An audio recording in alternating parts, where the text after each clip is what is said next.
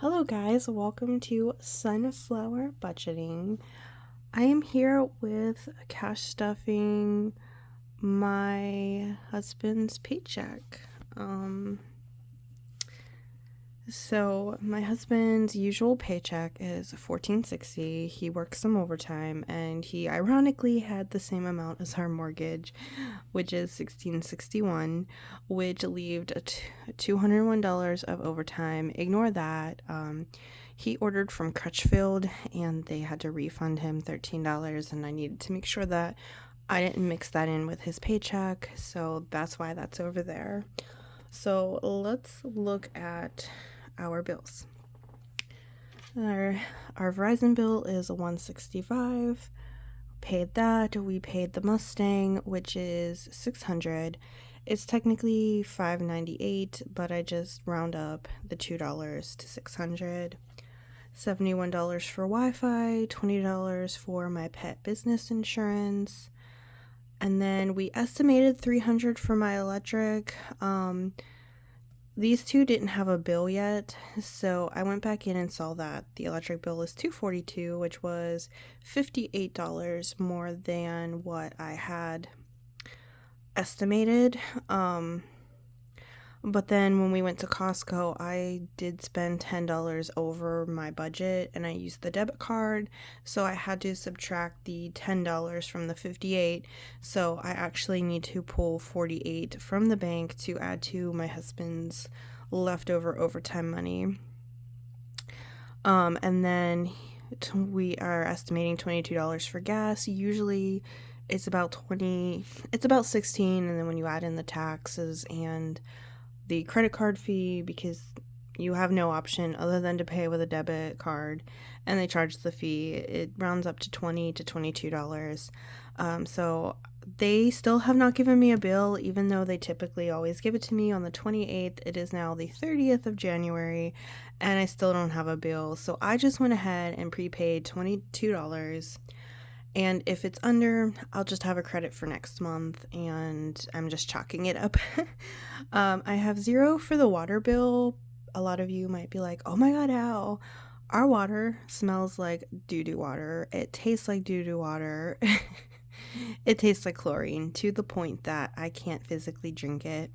I've been buying bottled water, and I made a complaint, and I asked for a refund from me buying water bottles, and so I have a $0 water bill, and hopefully it will get fixed soon. And then we put $100 on both of our credit cards, which leaves $82 left over. So let's add this up. 201 plus 82 plus 48 is 331. So I should have $331 to cash stuff.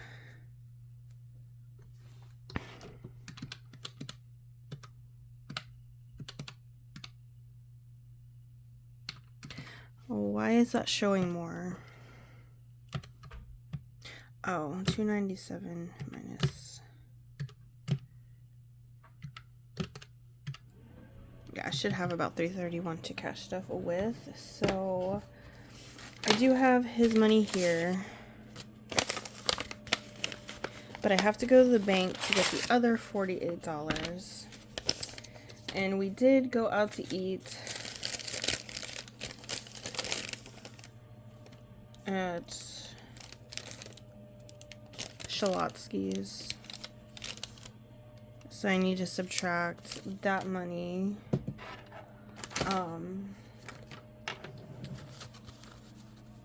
So I will have a cash stuffing for you guys very soon. And these are all of my bills. I have my mortgage that I pay for, of course, that is in his other paycheck, and then I cover the other bills. So my income, which is pet sitting, and I will sub if pet sitting is slow.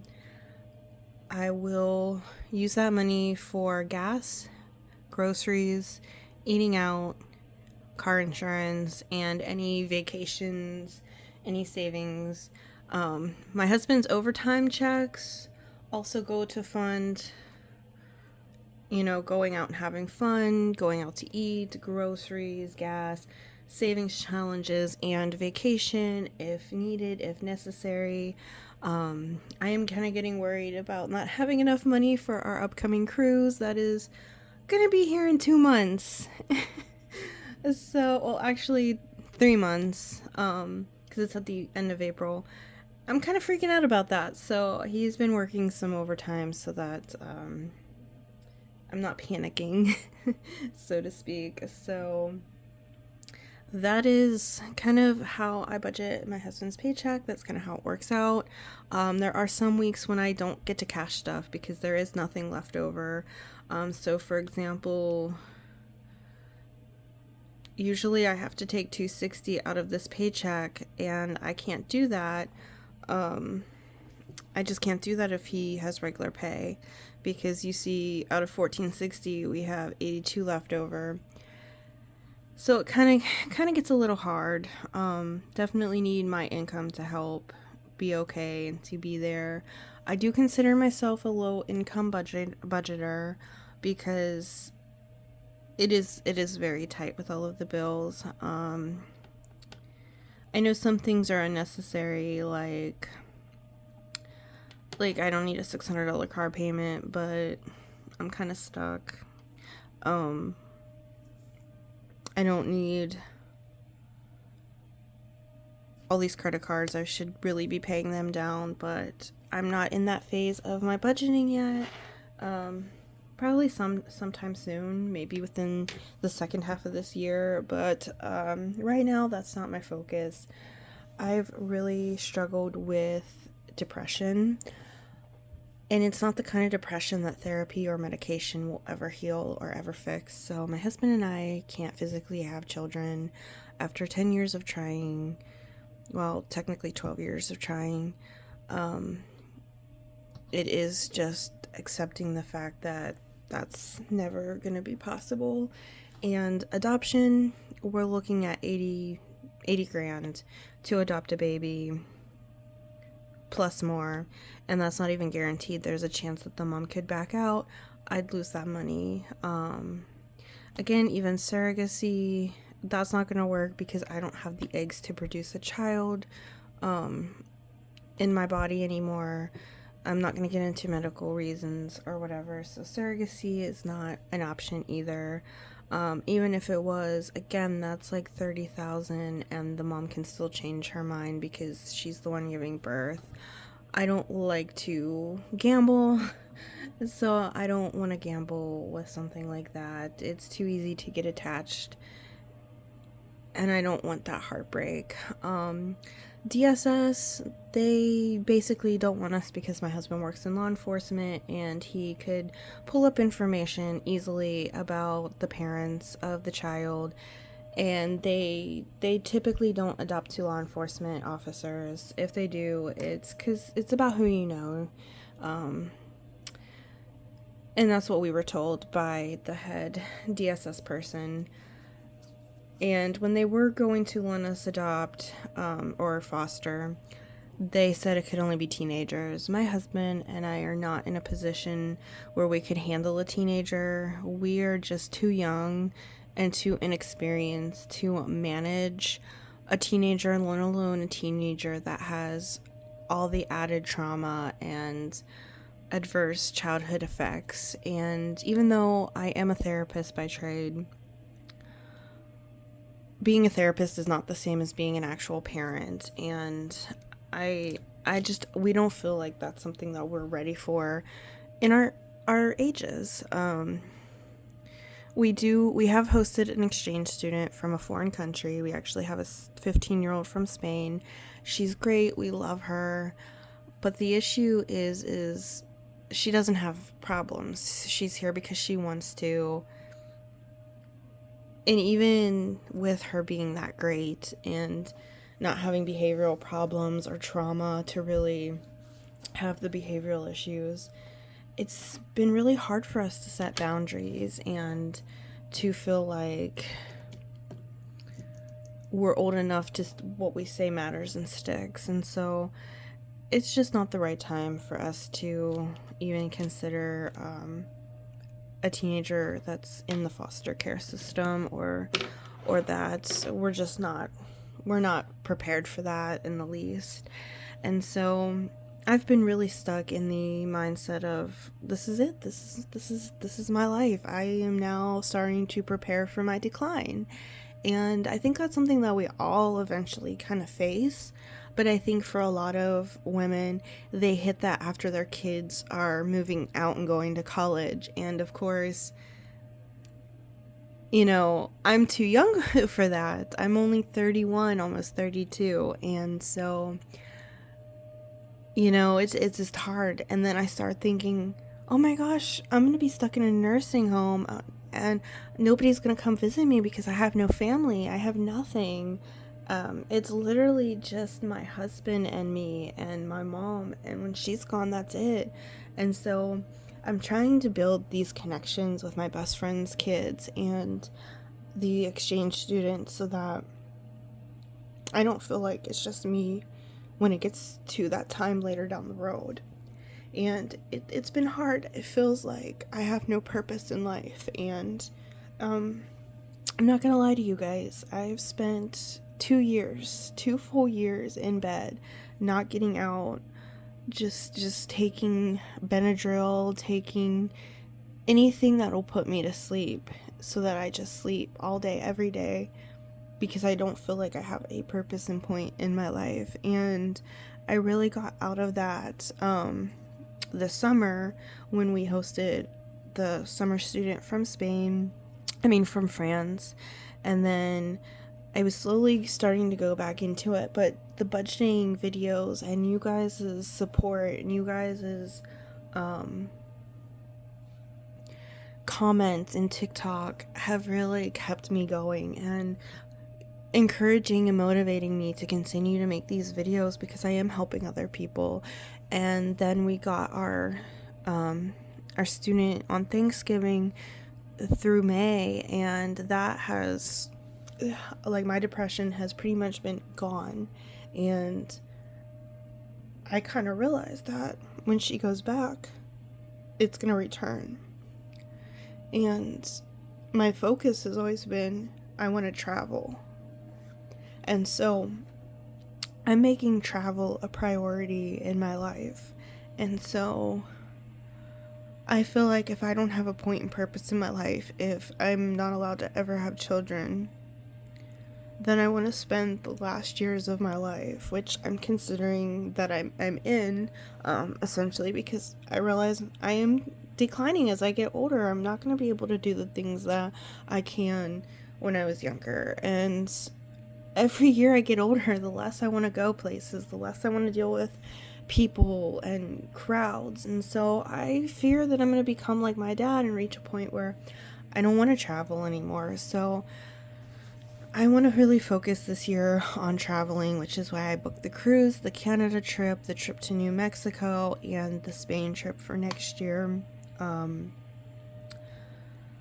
I want to make that a priority, that I'm traveling, I'm seeing new things. For the first time in my life, I'm considering an airplane, which is completely new for me. I've never flown. I'm terrified of it, but I'm going to get over that fear. And I want to start seeing the rest of the U.S. I've seen 31 states, and I've seen the Bahamas, and I want to see what the world has to offer. So I'm really working on that as my New Year's resolution, is to not fall back into that depression and to really focus on travel. So a really long-winded way of kind of saying why I am choosing travel over paying off the credit cards. I get and I understand that I'm paying a lot in interest and I could pay that down and then spend more towards traveling. I could have $200 to put towards traveling every month. I understand that, but whenever these are $3,000 credit cards, I'm just going to be completely honest with you. It's overwhelming. That's a lot of money that would take a year or so to completely pay off, and I am not in a mentally, I am not in a position mentally to dedicate that time to pay back the debt on those credit cards. Mentally, I need to focus on travel so that I am okay and that I'm not falling back into that place where I'm spending all day, every day in bed. And so I know that was a lot of probably personal information, but I just kind of wanted to share my story and really explain to everyone why my focus isn't on the debt and the credit cards and why it's focused on traveling and booking more travel. Because after the Spain trip, we're talking about Jamaica, we're talking about Puerto Rico, Dominican Republic, more cruises, more stuff like that, checking things off our list, flying to the Mall of America, flying to LA. That is where I need to be in this phase of life right now. I will eventually get to a place where I can focus on that and I can work on that, but it's not right now. And as long as I'm doing good with my budget, I'm a month ahead. I'm where I need to be financially in my eyes. That's just kind of how I'm going to do that. So that's a little bit about that budget and why that is the way that it is. So let's move on to part 2, which is going to be, how am I going to allocate this? Alright, welcome back to part 2 of this. If you're seeing this on YouTube, this is going to be one whole video. So in the first half of the video, I talked about his paycheck, how I broke down paying all of the bills for the month, and now we're going to talk about cash stuffing the $319 that was part of his overtime check.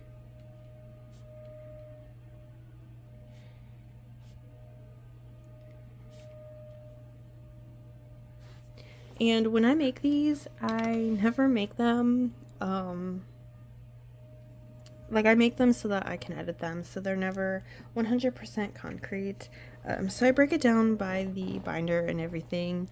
So I want to start out with $50, I think. Let me see. $319 minus 50 is $269, maybe not.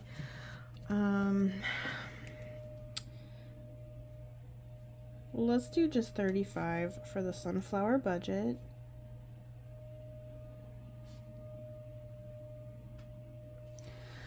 So that is going to be for my Sunflower Sunday series. I always pull money aside to dedicate to that. So $319 minus 35 is $284. And then I go through and I look and I kind of see what really needs bulked up. So let's just do 20 for pets. Minus 20. Let me see, maybe if I move this over you can see, equals 264.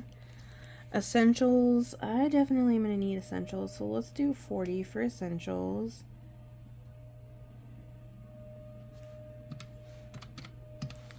Alright, groceries, I think I have 60.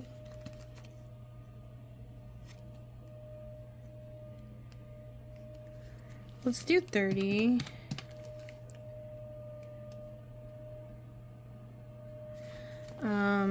Eating out, we need 40. And let's do 20 for gas, because we're getting low on that. We need to go bowling this weekend for an event that they're having with the exchange students. So let's do 25 for entertainment. Alright, that leaves 109.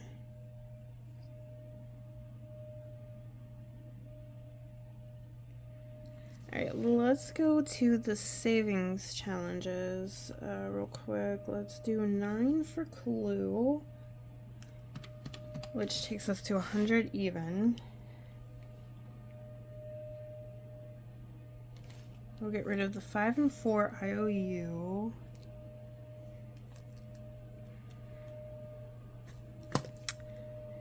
I like to look at everything and see where I'm at. I feel like 10 needs to go to HOA. Where am I with the vet fund? Because I gotta take dogs. 300. Let's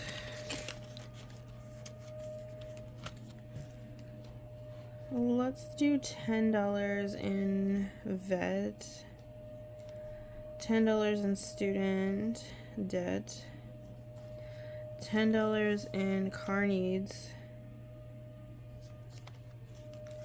That's 30.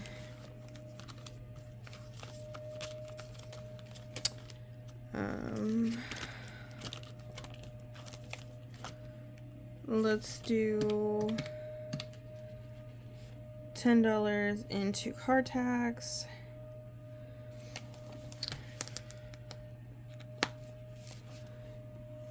Okay. That's everything. So now it's just games. So we have $60 for games. We're gonna be coming up on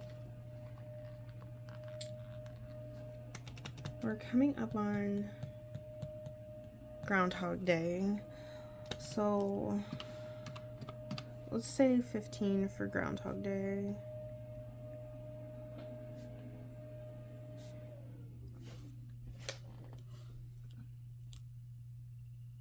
Yeah, let's do 15 for Groundhog Day.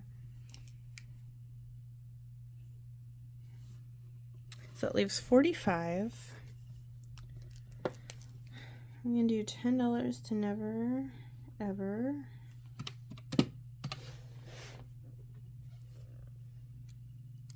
Minus a 15 for V-Day, maybe.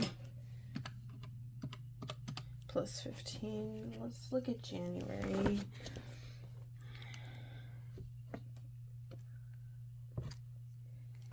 That takes me to 35.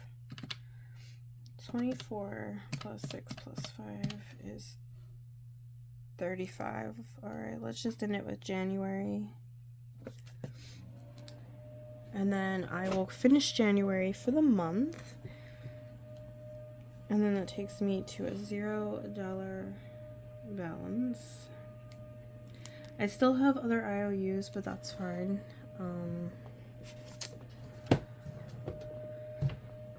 Yeah, I think that's a good start.